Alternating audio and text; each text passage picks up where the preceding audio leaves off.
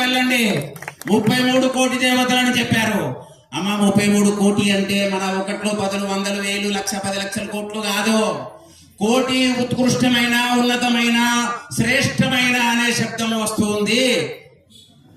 ద్వాదశాదిత్యులు 12 మంది, ఏకాదశ రుద్రులు 11 మంది కలిపితే 23, అష్టవసువులు కలిపితే 8 31, అశ్విని దేవతలు ఇద్దరు కలిపితే 33 కోటి దేవతల్లో నా బ్రహ్మ విష్ణు మహేశ్వరులు లేరు. వీళ్ళందరి యొక్క అంశాన్ని మనము పూజ చేస్తాము. ఇందాక వారు చెప్పారు, మనల్ని కొంతమంది తిడుతుంటారు, మీ హిందువులు పిచ్చోళ్ళు, మీ హిందువులు మూర్ఖులు, మీరు రాళ్ళకు పూజ చేస్తారు. వాడు 4 సార్లు అనగానే మనం కూడా అవు కరెక్టే, మా హిందువులు పిచ్చోళ్ళే, వీడికి ఎంబడే అనేస్తారు. ఎందుకంటే వీడికి ఏ జ్ఞానము లేదు కాబట్టి, ఏ పుస్తకం చదవలేదు కాబట్టి.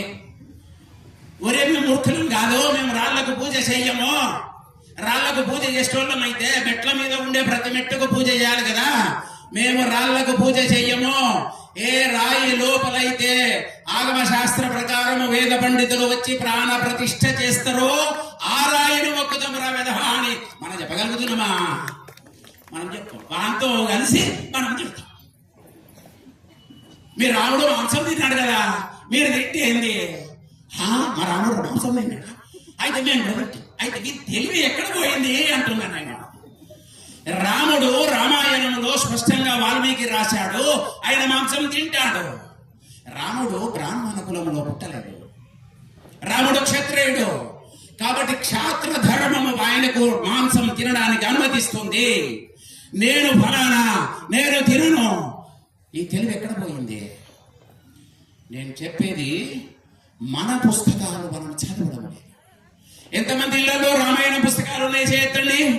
ఓ భగవద్గీత పుస్తకాలు ఉన్నాయి చేయొద్దండి.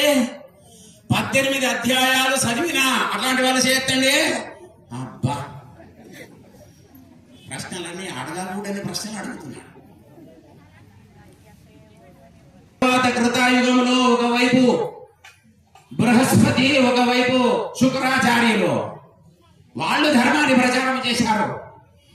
త్రేతాయుగం వచ్చేసరికి వశిష్ఠుడు, విశ్వామిత్రుడు, శరభంగ మహర్షి లాంటి వాళ్ళు,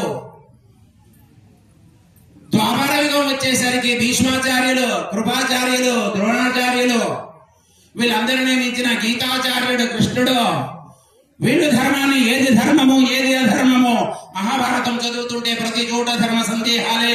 కాబట్టి ఇది ధర్మమే అని ఎక్కడెక్కడైతే కృష్ణుడు చెప్పాడో అది కూడా నా సనాతన ధర్మమే. ఈనాడు కలియుగం వచ్చేసింది. ప్రథమ